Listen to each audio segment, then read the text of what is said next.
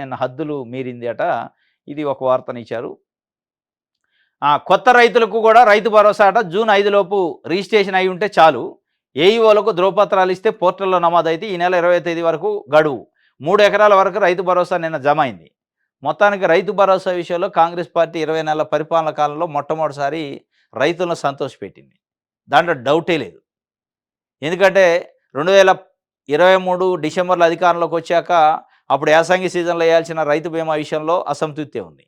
మళ్ళీ 2024 జూన్లో ఎన్నికలు వచ్చినాయి. పార్లమెంట్ ఎన్నికలు కోడ్ దాంతో కొంత అసంతృప్తి ఉంది. మొన్న 2024 డిసెంబర్లో వేయాల్సిన వాటిలలో కూడా అసంతృప్తి ఉంది, నిధులు లేక. ఇది రకరకాలుగా ఇప్పుడు మట్టికి గ్రామ పంచాయతీ ఎన్నికల కోసం ఎంపీటీసీ వీటి కోసం ఎట్ ఏ టైం వేయాలా. 3 సార్లు జరిగిన లోపాలని ఒకసారి సరిదిద్దాలి. ఇక మర్చిపోవాలి జనాలని మరిపించే ఏర్పాటు చేసిండు. ఒక్కరోజు బటన్ నొక్కితే 41,25,000 మంది రైతులకి వేశారు మొన్న. నిన్న మళ్ళీ 3 ఎకరాల లోపు రైతులకి దాదాపు 25 లక్షల మందికి నిన్న కూడా వేశారట.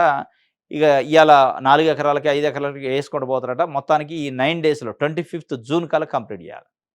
ఇది ఒక భాగం అయితే కొత్త రైతులకు కూడా అంటే అంతకుముందు ఎన్రోల్ అయిన రైతులకి ఇప్పుడు వస్తున్నాయి.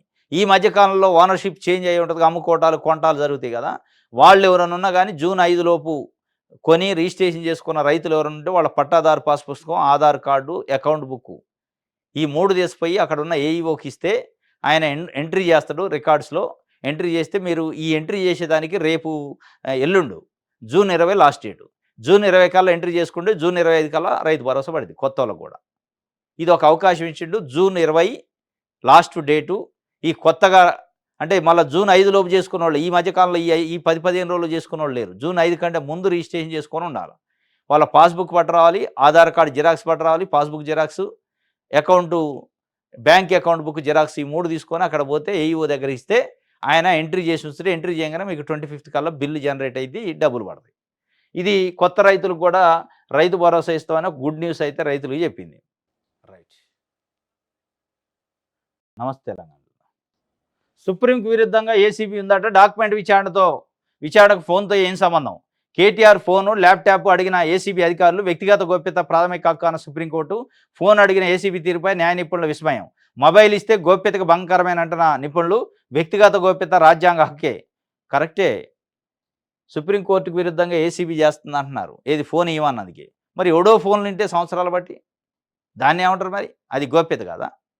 అరే మీకు అధికారం ఉందని చెప్పి ఎస్ఐబి అనే ఒక వ్యవస్థను పెట్టి దాంట్లో కొంతమంది దొంగోళ్ళని పెట్టి ఫోన్లు విన్నారు కదా. అదే కదా ఇప్పుడు ఫోన్ ట్యాపింగ్ కేసు నడిచేది. ఇదైతేనేమో వ్యక్తిగత గోప్యత ప్రాథమిక హక్కు అన్న సుప్రీంకోర్టు. మరి వాళ్ళది వ్యక్తిగత హక్కు కాదా? ఎంపీలది, ఎమ్మెల్యేలది, అధికారులది, రియల్ ఎస్టేట్ వాళ్ళది భార్యాభర్తల ఫోన్లు ఇని బ్లాక్మెయిల్ చేసి సినిమా వాళ్ళవి అన్నీ ఇని వాళ్ళని ఆగవాంగం చేసి కొన్ని కుటుంబాలు రోడ్డును పడేశారు. మరి దాన్ని ఏమంటారు? అంటే మీరు ఉత్తగా కేటీఆర్ని ఇన్వెస్టిగేషన్లో భాగంగా ఫోన్ అడిగితేనే సుప్రీంకోర్టు గైడ్లైన్స్కి విరుద్ధం, ప్రాథమిక హక్కులకు విరుద్ధం అన్నాక ఇక ఫోన్ విన్నారు కాబట్టి మీ పరిస్థితి ఏంది? భవిష్యత్తు ఊహించుకోండి. మీ పరిస్థితి ఏంది రాబోయే రోజుల్లో? మీరు ఇవాళ వార్తా పేపర్ మీకు ఒక పత్రిక ఉంది కాబట్టి పెద్ద బ్యానర్ ఐటము సుప్రీంకి విరుద్ధంగా ఏసీబీ. మీరు పరిపాలన చేసిందే 10 ఏళ్ళు అన్నిటికీ విరుద్ధంగా.